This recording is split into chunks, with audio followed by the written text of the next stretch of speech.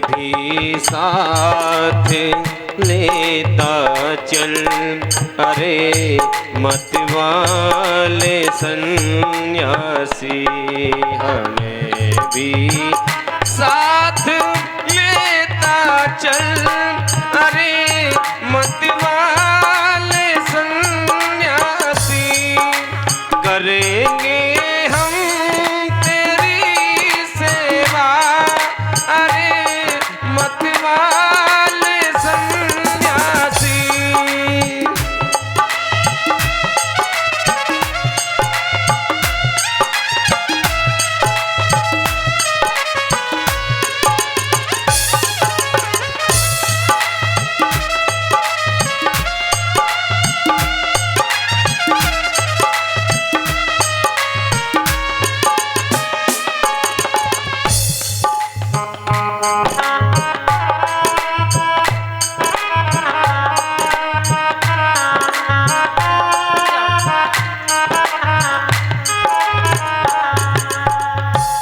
संतों के पीछे जब जाने लगे तो संतों ने समझाया कि तेरा वक्त अभी आया नहीं है। जब बालक को समझा बुझा करके माँ के पास पहुँचाया है, कुछ समय व्यतीत हुए और उसकी माँ गाय का दूध निकालने के लिए गई तो एक सांप ने उसे डस लिया, सर्प ने उसे डस लिया और उसकी मृत्यु वहीं हो गई।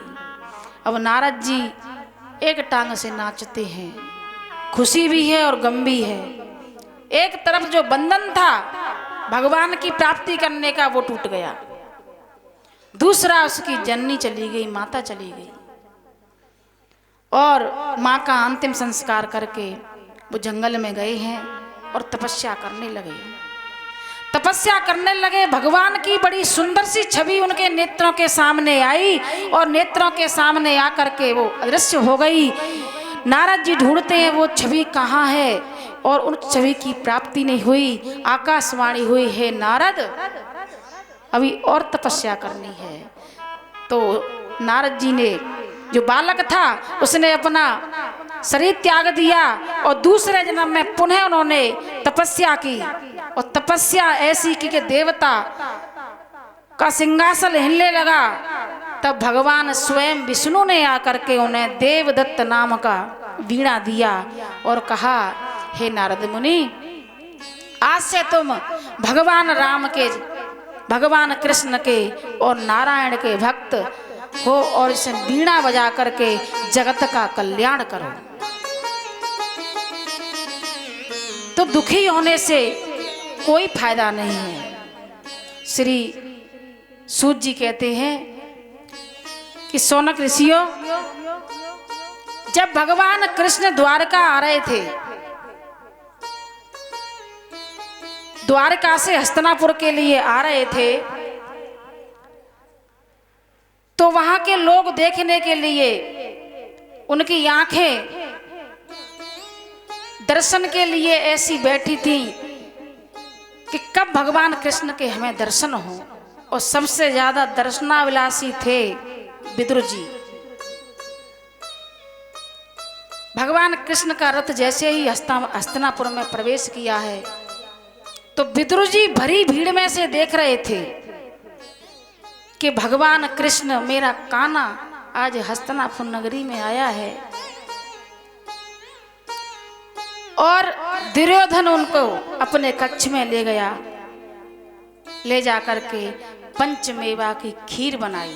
भाव देखिए, भाव भगवान किस प्रकार ग्रहण करते हैं भक्तों का। पंचमेवा की खीर बनवाई। भगवान ने कहा भरी सभा में कि आज तो मैं विदुर जी के घर का भोजन करूंगा। विदुर जी बड़े संकट में पड़ गए, क्योंकि दुर्योधन ने उन्हें राज्य से निकाल दिया था।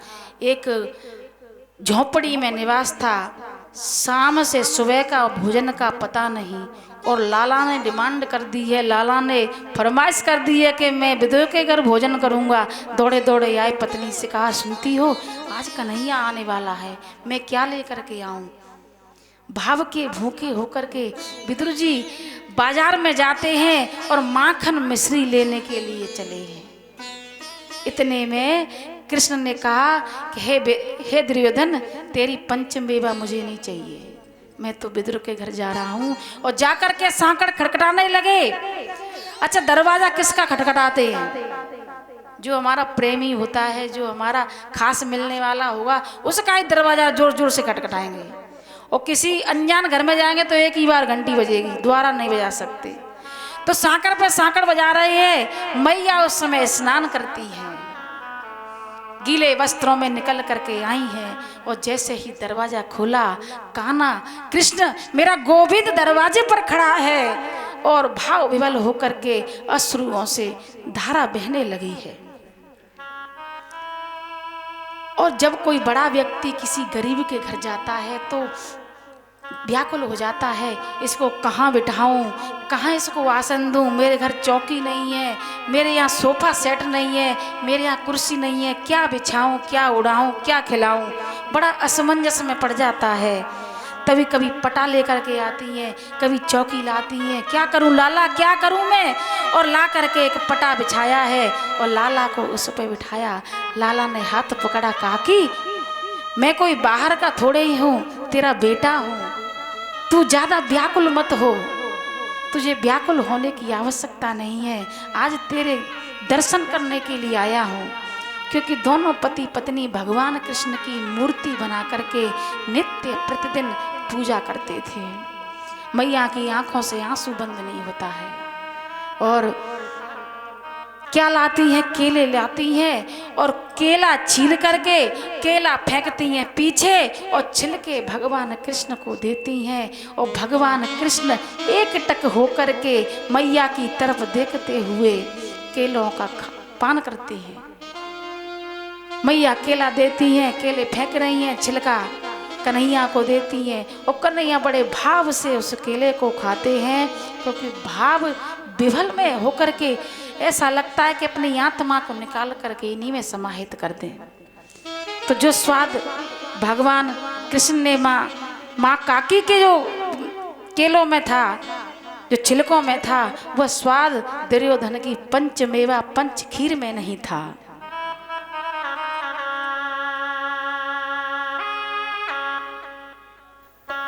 स्वाद छिलकों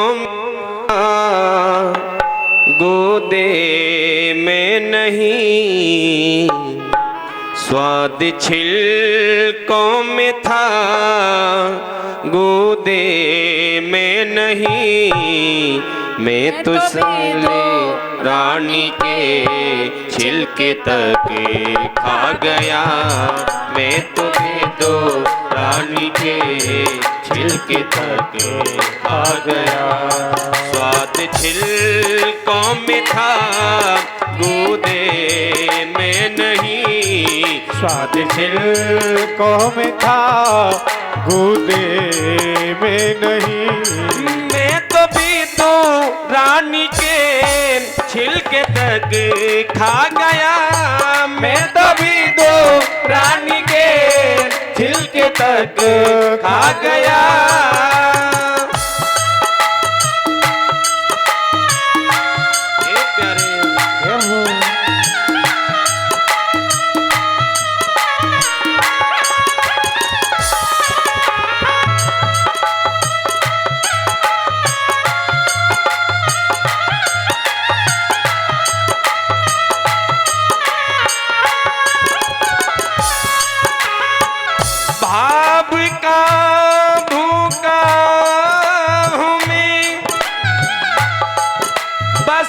भाव ही मेरा सार है,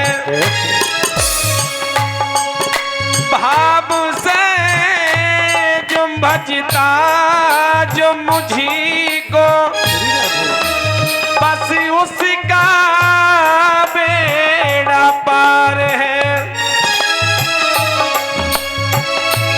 भाव से केवल फूल दे दे उसका भी बेड़ा पार है। इसलिए कहते हैं स्वाद छिलकों में था गोदे में नहीं, स्वाद छिलकों में था गोदे में नहीं। मैं तो भी तो रानी के छिलके तक खा गया, मैं तो भी दो रानी के छिलके छिलके तक खा गया।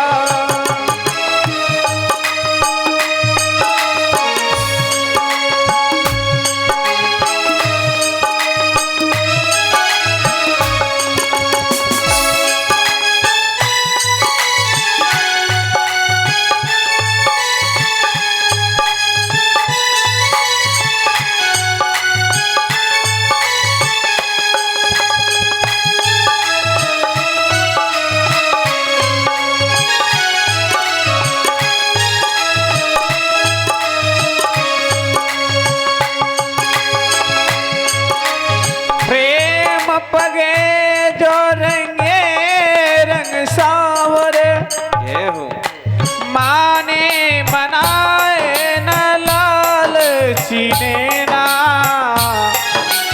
आवत है ओत ही जेत मोह, रोके रोके नाही घूंघट ना। काननी को कल नहीं परे, बिना प्रेम में बीजे सोने मृदु बिना। रस खान भई मधु की अखिया, अब नेह को बंधन क्यों छूटना।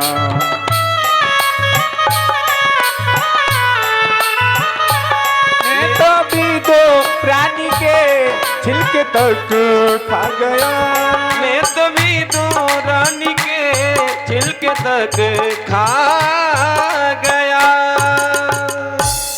बोलो वृंदावन बिहारी लाल की जय हो। और मैया प्रेम से जब खिलाती हैं तो अश्रुओं की धार बंद नहीं होती है। इतने में विदुर जी आते हैं, सुनती हो कान्हा आने वाला होगा और तुम अभी स्नान करके निवृत्त नहीं हुई। और देखा कि कान्हा तो आंगन में बैठा हुआ है अपनी काकी के सामने, और देखते हैं कि केला जो थे उनसे डलिया भरी पड़ी है। अरे पगली, तूने ये तक नहीं देखा तू कन्हैया को, गोविंद को क्या खिला रही है? तूने छिलके खिला दिए। तब भगवान कृष्ण ने विदुर जी को प्रणाम किया है, काका आपके प्यार के लिए, दुलार के लिए तो मैं द्वारका से दौड़ा चला आया हूं और समझाया है कि जितना हो सके ये युद्ध टल जाए ज्यादा बढ़िया है। समझा करके द्वारका लौटे हैं। और एक दिन सो रहे थे, उसी समय दुर्योधन उनके सिरहाने जाकर के बैठ गया। अर्जुन जाकर के पैरों में बैठे हैं और भगवान की दृष्टि जिस पे पहले पड़ेगी तो उसे ही वरदान दिया जाएगा। अब तुम बिल्कुल वाकई खोपड़ी पे बैठोगे तो तुम क्या वरदान प्राप्त कर लोगे? तो नेत्र खुले हैं भगवान कृष्ण के, देखा है कि अर्जुन चरणों में है। अर्जुन ने कहा, क्या बात है अर्जुन? कि प्रभु युद्ध होने वाला है और जो आप आदेश देंगे मैं उनमें सहमति दूंगा। पीछे देखा तो दुर्योधन बैठा हुआ था। वह बोले हैं, एक तरफ मेरी अक्षौणी सेना रहेगी और एक तरफ मैं रहूंगा, तुम्हें क्या चाहिए वो तुम मांग लो।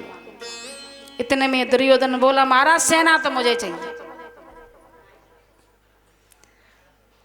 अर्जुन बोले, मुझे तो आपके साथ की जरूरत है, सेना नहीं चाहिए।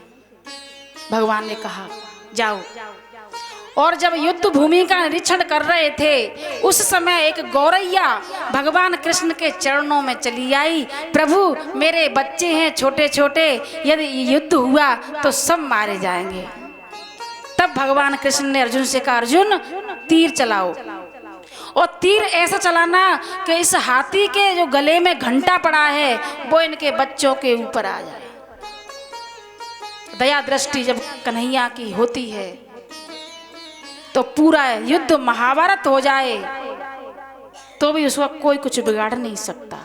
और वह घंटा उन गौरैयाओं के बच्चे पे गिरा, पूरा युद्ध हो गया लेकिन उसके बच्चों का कुछ नहीं बिगड़ा। कृपामयी दयामय जब कृपा करते हैं तो हमें स्वयं पता नहीं कि हम कहाँ जाते हैं और राह हमें कहाँ मिलती है।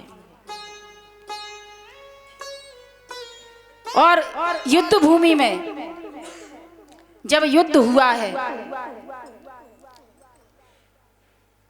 द्रौपदी मैया को भगवान कृष्ण भीष्म के पास ले जाते हैं, क्योंकि उन्हें पता है कि भीष्म ने यदि वरदान दे दिया तो तेरे 5 पतियों का कोई कुछ बिगाड़ने वाला नहीं है।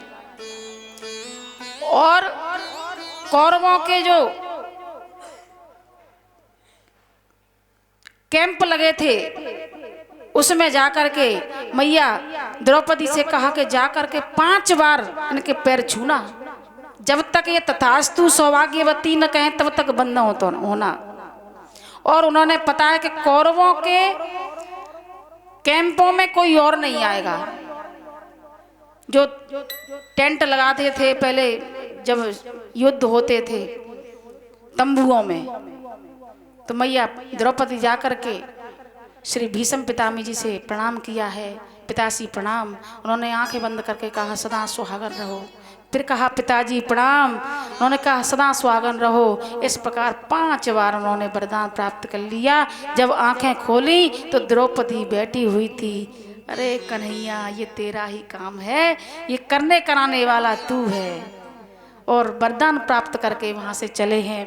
युद्ध प्रारंभ हुआ और युद्ध के अंत में जब कहा कि युद्ध में सब मारे गए, तो भगवान कृष्ण कहते हैं जब तक हमारा शत्रु जिंदा है तब तक हम सुखी नहीं है, क्योंकि दुर्योधन अभी अधमरा पड़ा हुआ था युद्ध में। और जब तक शत्रु और कर्जा हमारे ऊपर हो हमें चैन की नींद नहीं आ सकती। भगवान बाहर पहरा दे रहे थे और अर्जुन से कहा आप सभी बाहर निकल करके आओ। सबको एकांत में ले गए। उन्हें पता था कि होने वाली है। और इतने में अश्वत्थामा आया और दुर्योधन से बोला मित्र, मैं तुम्हारे लिए क्या सेवा कर सकता हूं। बोले अभी तो पांडवों को यदि तुम मार करके ले आओ, ये सबसे बड़ी सेवा है। और दुर्योधन को एक वरदान था कि अति खुशी में और अति गम में इसकी मृत्यु होनी है। अश्वत्थामा बड़े वेग से गया। सुबह का वक्त था और जाकर के एक कक्ष में द्रौपदी के 5 पुत्र सोए हुए थे। 5 पुत्रों के शीश काट करके थार में सजा करके ले आया। और ले जाकर के जब दुर्योधन के सामने रखा तो दुर्योधन देखकर कहने लगा अरे मूर्ख, तूने तो हमारे कुल में पानी देने वाला नहीं छोड़ा, तूने बहुत बुरा कार्य किया है। और यह कहकर के दुर्योधन ने प्राण त्याग दिए। उधर जब मैया द्रौपदी को पता चला कि अश्वत्थामा मेरे पुत्रों के शीश काट करके ले गया, तो रुदन मचाती है। तभी अर्जुन और कृष्ण दौड़े दौड़े आते हैं कि अब हम उसे छोड़ेंगे नहीं। पीछा किया तो उसको बांध करके लाए। तब मैया द्रौपदी कहती हैं कि ब्राह्मण को मारना उचित नहीं, ब्राह्मण को दंड दे दिया जाए उस सबसे बड़ी सजा है। और अश्वत्थामा का दंड एक ही था। भगवान कृष्ण ने कहा इसके मस्तक की मणि निकाल लो। और अश्वत्थामा की मस्तक की मणि निकाली, उसे मुड़वाया और मुड़वा करके छोड़ दिया। लेकिन अश्वत्थामा के हृदय में जो ज्वाला थी उसे शांत करने के लिए एक ही उस पे हथियार था कि उत्तरा के गर्भ में जो पुत्र पल रहा है उसके ऊपर प्रहार किया जाए। भगवान और कृष्ण और अर्जुन जब दौड़े हैं तो ब्रह्मास्त्र आया है। ब्रह्मास्त्र भगवान कृष्ण ने रोका और रोक करके अश्वत्थामा को वहां से भगा दिया। तेरा दंड यहीं तक था, तुझे दंड की प्राप्ति हो गई। भगवान कृष्ण ने कहा हे युधिष्ठिर, दुख करने से कोई फायदा नहीं है। जो होनी है वो होके रहेगी, जो जिया है उसे मरना पड़ेगा, जो मरा है उसे फिर पुनः जन्म लेकर के आना पड़ेगा। व्यक्ति मरने के बाद वही शरीर लेकर के नहीं आता, सिर्फ उसकी छवि हमारी आंखों में रह जाती है, वो लौट कर आने वाला नहीं है। भीष्म पितामह है, अभी सरसैया पर हैं, तो जाकर के उनसे मिलते हैं तो सारे पांडव जो थे पितामह भीष्म के पास आते हैं। भीष्म के पास आकर के सभी ने प्रणाम किया। भगवान कृष्ण को भीष्म पितामह की आंखें ढूंढ रही थीं, ये केशव भीड़ में कहां छुपा हुआ है। तब पांडवों के पीछे से कृष्ण की छवि नजर पड़ी है, तो भीष्म पितामह कहते हैं, हे केशव, मुझे 70 जन्म की याद है। 70 जन्म में मैंने कोई पाप कर्म नहीं किया, तो ये सजा क्यों मिली? उन्होंने कहा, हे भीष्म पितामह, आपको 70 जन्म की याद है, लेकिन 71 और 72 जन्म की और याद कर लो। आपने 71वां जन्म भी कुछ नहीं किया, लेकिन 72वें जन्म में और देखने के लिए मैं तुम्हें दृष्टि देता हूं, क्योंकि संजय को देखने के लिए वेदव्यास ने दृष्टि दी थी और तुम्हें देखने के लिए मैं दिव्य दृष्टि देता हूं। तो 72 वाला जो जन्म देखा है, उसमें रथ पर सवार होकर के जा रहे थे, मार्ग में देखा कि सर्प पड़ा हुआ है। कभी कभी हम अनजाने में कुछ पाप कर्म कर बैठते हैं, करते तो हम अच्छा है, लेकिन हो बुरा जाता है। वो रथ से उतरे, देखा तो एक दुमई पड़ी हुई थी। उन्होंने उस दुमई को उठा करके फेंक दिया कि अगर यहाँ रही तो किसी रथ के पहिए के नीचे आ जाएगी तो मर जाएगी। लेकिन भाग्यवश वह दुमई एक बेरी के पेड़ पर जाकर के लटकी रही और 6 महीने के बाद उसकी मृत्यु हुई। वो पाप कर्म तुम्हारा 70 जन्म के बाद उदय हुआ है। तो हमारे पुण्य और पाप कभी मरते नहीं है।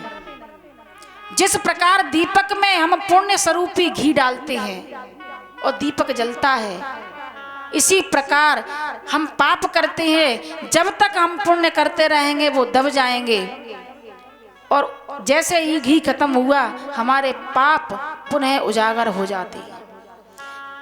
तो जब ऐसे ऐसे महात्माओं के पाप नहीं कट पाए तो हम तो एक तुच्छ हैं, तुच्छ प्राणी हैं।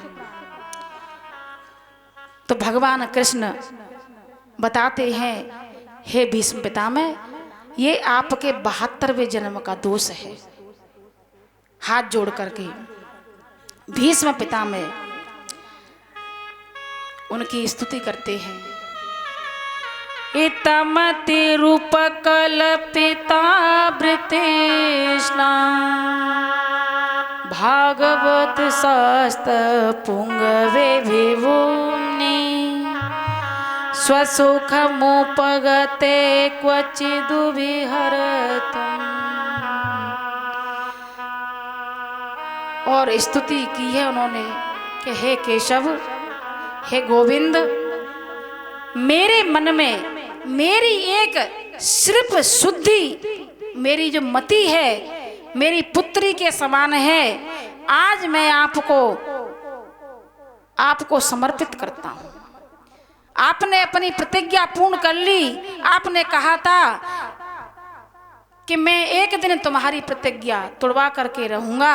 हे भीष्म पितामह, आपने शस्त्र उठा करके वो प्रतिज्ञा पूर्ण करवा ली। धृत रथ चरणा, जब मैं रथ का पहिया लेकर के दौड़ा था तो मेरे कंधे का पटका नीचे गिरा और पृथ्वी कांप उठी कि आज क्या होने वाला है। तब पृथ्वी को मैंने समझाया, देवी तुम चिंता मत करो। भीष्म पितामह ने जब स्तुति की और प्रभु को अपनी मति उन्हें दे दी है, तब पांडव कहते हैं आपकी पुत्री कहाँ से हुई, आपका विवाह तो हुआ नहीं है। बोले मेरे मति नाम की है। मति और बुद्धि में बहुत अंतर है। बुद्धि जी समझ लो घर का चौथी मंजिल खाली है, और मति हमारे गुणों से, जैसे पानी फिल्टर होकर के हम पीने के लायक होता है, तो हमारे गुणों को अवगुणों को तैयार करके उस बुद्धि में प्रवेश करती है। बुद्धि एक कोरा कागज है, जैसा आप सोचोगे, जैसा आप विचार करोगे, वही हमारी बुद्धि में आता है। जैसे लोगों की संगति होगी, जैसे लोगों में हम बैठते हैं, वैसे ही आचार विचार आते हैं। तो अपनी मति भगवान को समर्पित की है, और सभी पांडवों ने वहाँ भीष्म पितामह का अंतिम संस्कार किया है। तभी मैया कुंती कहती हैं, हे युधिष्ठिर, अभी एक श्रद्धांजलि और बाकी है। माता, अब कौन सी बाकी है? कि तुम्हारा भाई था कर्ण। इतना सुनते ही पांडवों के कानों में सन्नाटा छा गया। कर्ण? लेकिन मैया आपने पहले कभी नहीं बताया।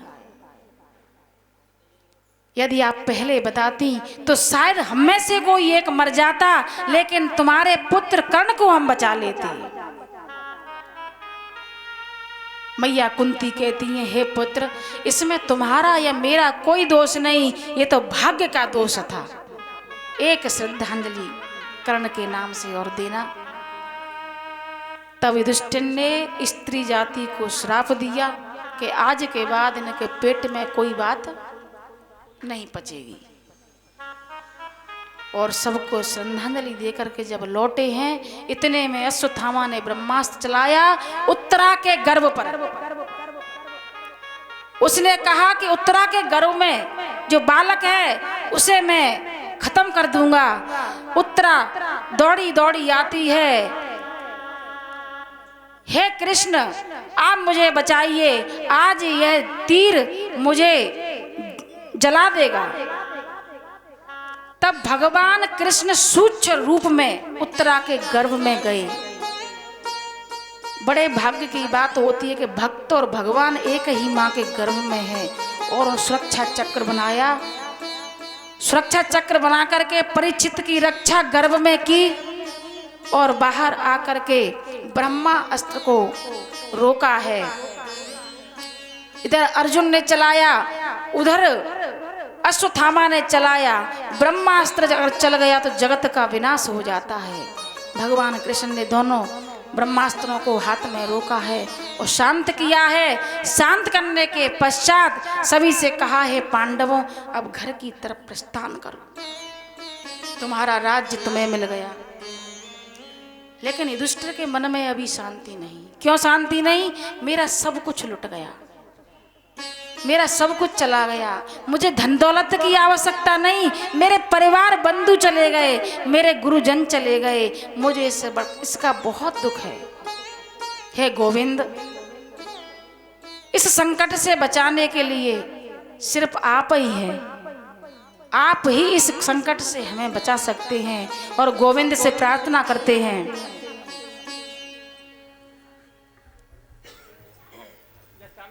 गोविंद चले आओ, गोपाल चले आओ, गोविंद चले आओ, गोपाल चले आओ, गोविंद चले आओ, गोपाल चले आओ, गोविंद चले आओ, गोपाल चले आओ। हे मुरलीधर माधव, हे मुरलीधर माधव, ओ नंदलाल चले आओ, गोविंद चले आओ, गोपाल चले आओ।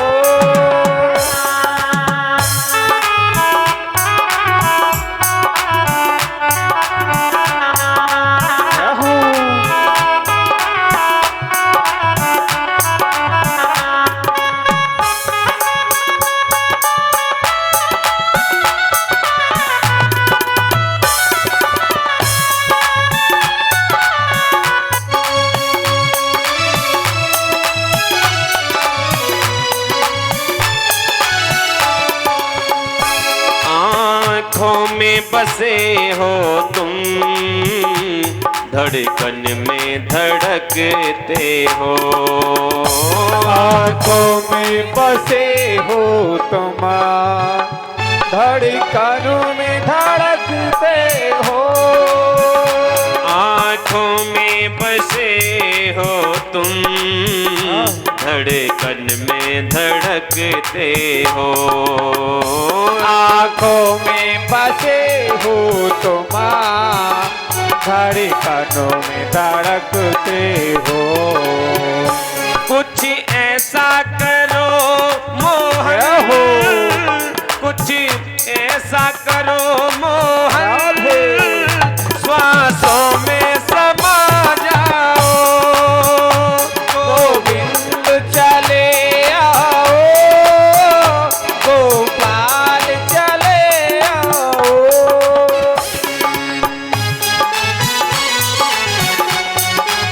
हे हरि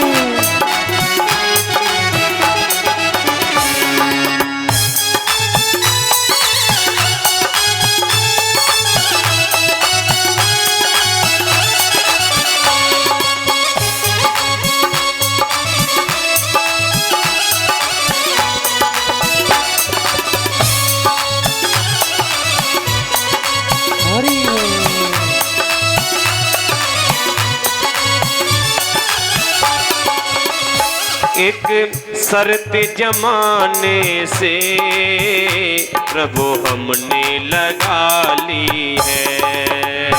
एक शर्त जमाने से प्रभु हमने लगा ली है।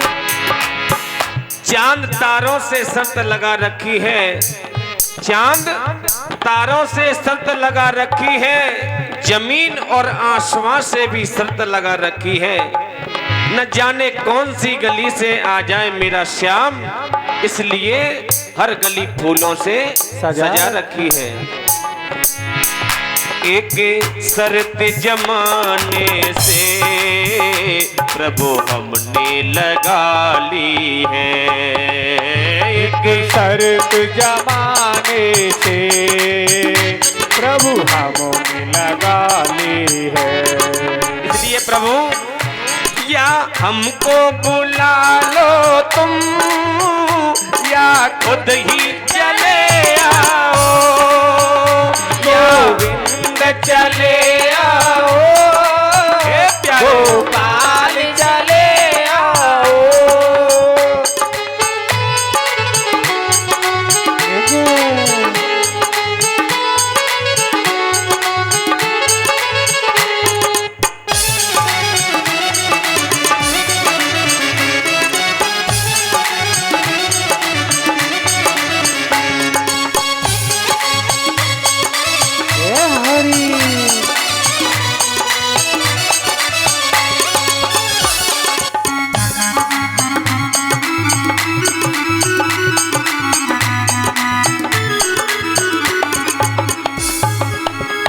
तेरे दर्शन को मोहन मेरे नैना तरसते हैं। तेरे दर्शन को मोहन मेरे नैना तरसते हैं। तेरे दर्शन को प्यारे मेरे नैना तरसते हैं। तेरे दर्शन को मोहना मेरे नैना तरसते हैं। है अर्ज मेरी मोहन, है अर्ज मेरी मोहन, अब और न तड़ पाओ। गोविंद चले आओ, गोपाल चले आओ। आजा रे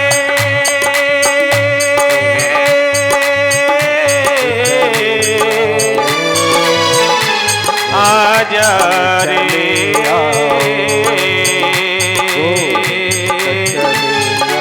आजा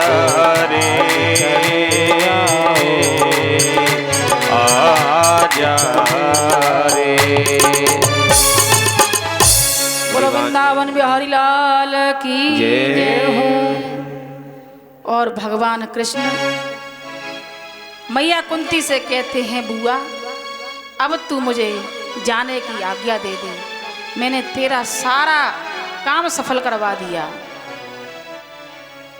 जैसे ही भगवान रथ पे चढ़े हैं, मैया कुंती कहती हैं, नमस्ये पुरुषत्वाद्वमीश्वर प्रकृते परम अलक्ष्यम सर्वभूतानां मन्तर्वैरवस्थितम् नमः पंकजमालिने नमः पंकज कृष्णाय। हे कृष्ण, तू क्या समझता है कि तू किसी का भतीजा है, किसी का भैया है, किसी का मामा है। मैं तो तुझे जब से जानती हूँ, जब से तूने ब्रज में जन्म लिया था।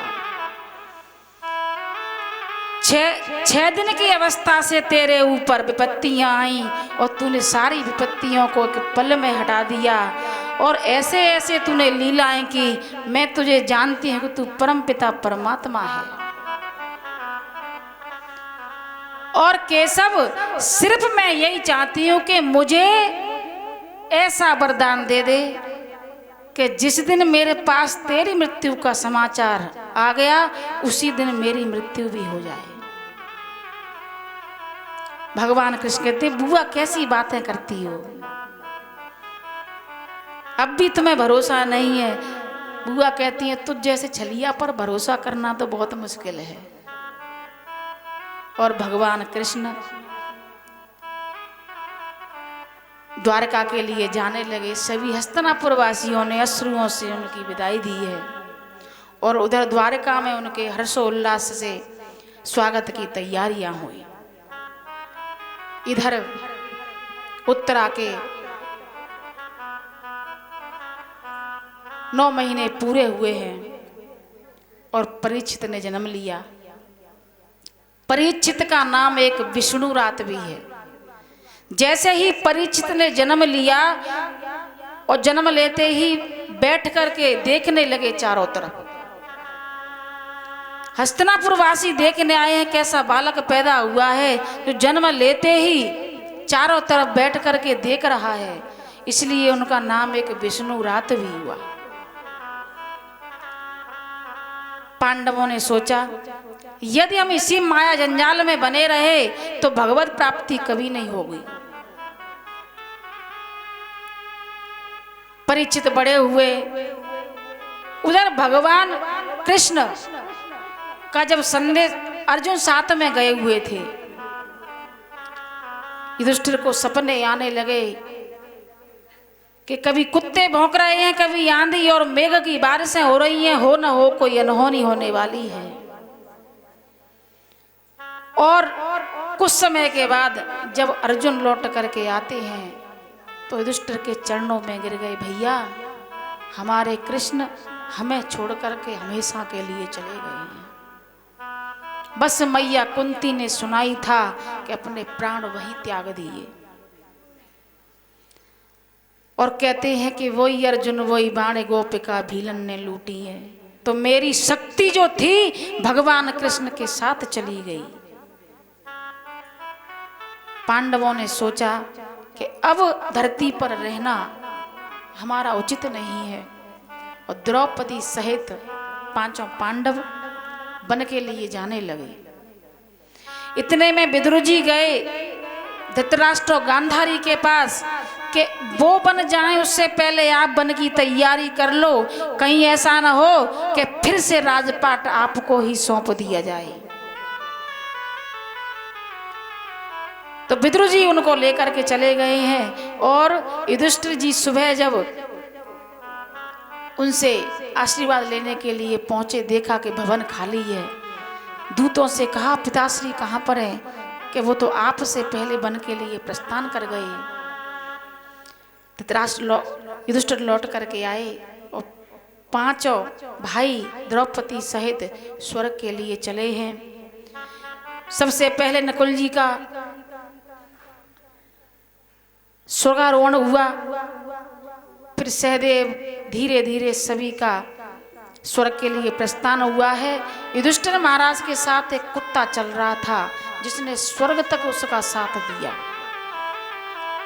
जब वैकुंठ के दरवाजे पर धर्मराज से कहा कि दरवाजा खोलिए, तब युधिष्ठिर से कहा यदि इस कुत्ते का साथ आप छोड़ दें तो हम वैकुंठ का दरवाजा आपके लिए खोल देंगे। युधिष्ठिर धर्मा अवतारी थे, धर्म से विमुख नहीं हो सकते। उन्होंने कहा जहां आप इस कुत्ते को स्थान देंगे वहीं मैं अपना स्थान प्राप्त कर लूंगा, लेकिन इसका साथ नहीं छोड़ूंगा। तब धर्माज ने कहा कि मैं तुम्हारी परीक्षा ले रहा था, जाकर के वैकुंठ में देखा है, अपने बांधवों से मिले हैं और मिल करके उनको वहां वैकुंठ की प्राप्ति हुई है। और युधिष्ठिर धर्म का प्रतीक थे, भीम आत्मबल के प्रतीक थे, द्रौपदी दया थी। और 5 कन्याओं में द्रौपदी, सीता, तारा, अहिल्या, मंदोदरी, ये 5 जो कन्याएं थी, कन्याएं माना गया है इनको शास्त्र में, 5 कन्याओं के रूप में इनको माना गया है। क्योंकि जो कुंती है, भोजकट राजा जब तपस्या कर रहे थे, उनके कोई संतान नहीं थी, तो शिव की उन्होंने आराधना की है। शिव ने नागों को आदेश दिया जाकर के अपने शरीर का घर्षण करो जिससे कोई कन्या उत्पन्न होगी। तो नागों ने अपने शरीर का घर्षण किया तो कन्या उत्पन्न हुई। वह कन्या भोजकट राजा को दी है, कुंती भोज को। अहिल्या और तारा समुद्र मंथन में पैदा हुई हैं। मंदोदरी जो थी उसे भगवान का श्राप लगाता कि जा तू मेढ़की हो जा। तब उसने प्रार्थना की कि महाराज इतना दंड मत दीजिए। तो जो दानव मैं था, रावण का ससुर, उसने तपस्या की और ब्रह्मा जी ने कहा कि इस कुएं में एक मेढ़की पड़ी हुई है, उसका स्पर्श करेगा वो कन्या बन जाएगी। और जैसे ही उसका स्पर्श हुआ है वो कन्या बन गई। वह कन्या रावण की अर्धांगिनी बनी और मैं दानव की पुत्री बनी। द्रौपदी यज्ञ में से निकली थी, इसलिए 5 कन्याएं पवित्र मानी गई हैं। द्रौपदी के 5 पति जरूर थे, लेकिन उसका नियम था कि जब तक वो जिस पति के साथ रहती थी तब तक उसके कक्ष में दूसरा पति प्रवेश नहीं कर सकता, और किसी कारणवश कर दिया तो उसे सजा वहीं मिलती थी। इस प्रकार 5 कन्याओं का वर्णन हुआ है। परीक्षित महाराज बड़े होकर के शिकार खेलने के लिए जा रहे थे। शिकार खेलते समय जब जाने लगे तो उन्होंने अपने पितरों का जो खजाना पूर्वजों का देखा तो जरासंध का मुकुट निकाला। जरासंध का मुकुट पहनकर जब शिकार के लिए चले हैं तो कहते हैं पाप का मुकुट उन्होंने शीश पर धारण किया तो उनकी बुद्धि भ्रष्ट हुई। और शिकार करते समय जब लौटे हैं तो श्रृंगी ऋषि के पिताजी तपस्या कर रहे थे। वहां देखा कि तपस्या कर रहे हैं, घोड़े पे से उतरे नहीं है। उनका इतना घमंड अभिमान उनके अंदर उस मुकुट की वजह से आया कि घोड़े से उतरे नहीं, और घोड़े पे बैठे ही बैठे कहते हैं हे ऋषि हमें पानी दो, प्यास लगी है। जब उन्होंने सुना नहीं तो जो मृत पड़ा हुआ, मूर्छित पड़ा हुआ सर्प जो था उनके गले में डाल दिया।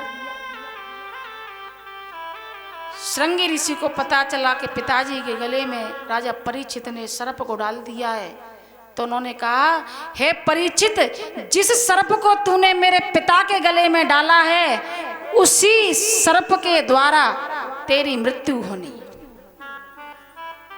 वो सर्प कौन था? कश्यप ऋषि और उनकी पत्नी करदू, उनके नाग संतानें थीं। तो अमृत का कलश लेकर के जब वो आई और 7 पुत्रों से कहा कि सुबह स्नान ध्यान करके इसमें से आप अमृत पान करना, लेकिन तक्षक बड़ा चल था, माना नहीं। और भाइयों से पहले उनके हिस्से का अमृत पी लिया। करदू ने श्राप दिया, हे परीक्षित 7 दिन तुम मूर्छित अवस्था में रहोगे। 6 दिन तुम मूर्त अवस्था में रहोगे, 7वें दिन तुम पुनः अवस्था में आओगे। तो ये जो सर्प डाला था यह वही तक्षक नाग था। इस प्रकार जब श्राप लगा तो वहां से दुखी मन से चले आए हैं। दुखी मन से आकर के रानी से कहा, रानी हमारे जाने की तैयारी कर दो। बोले महाराज आप कहाँ जा रहे हैं? बोले 7 दिन के बाद हमारी मृत्यु होनी है, इससे अच्छा है कि मैं आज से ही अपना घर छोड़ दूं। जब जाने लगे तो पत्नी ने रुदन मचाया, पैरों में गिर गई, स्वामी हमें छोड़ करके मत जाइए, हम कहाँ रहेंगे। उन्होंने कहा, देखो देवी, बेटी जब तक मायके में होती है तो पिता के अधीन होती है, जब विवाह हो जाता है तो पति के अधीन हो जाती है, और जब पति कहीं चला जाए तो पुत्र के अधीन हो जाती है। इसलिए हमें अब जाने दो, जाने की आज्ञा दो। तो परीक्षित महाराज चलने लगे हैं। मैया रुदन करती हैं और परीक्षित महाराज भगवान कृष्ण का ध्यान करते हुए गंगा के तीर पर बैठ जाते हैं। उससे पहले मैं और कुछ कहूँ, कुछ हमारे बंधुओं की दानदाताओं की लिस्ट आई है, वो लिस्ट विनोद भैया बोलेंगे।